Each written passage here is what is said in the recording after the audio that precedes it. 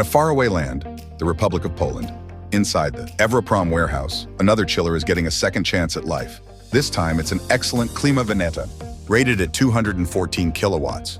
A true Italian beauty, though it arrived with a serious issue. For seasoned mechanics, it might seem like a routine case. But for an operating facility, it's a full-blown emergency. Pressure drops to zero, temperatures soar into the red zone, compressors run dry, and fans keep spinning, wasting energy and making noise. The culprit? The condenser. While the evaporator absorbs heat, it's the condenser that releases it into the surrounding environment. This chiller is equipped with a micro-channel aluminum condenser, a more modern and environmentally friendly solution.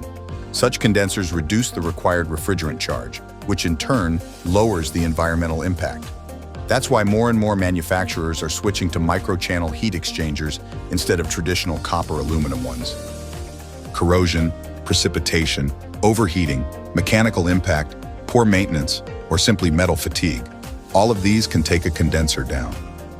We sourced a matching replacement with precise alignment of refrigerant inlet and outlet ports.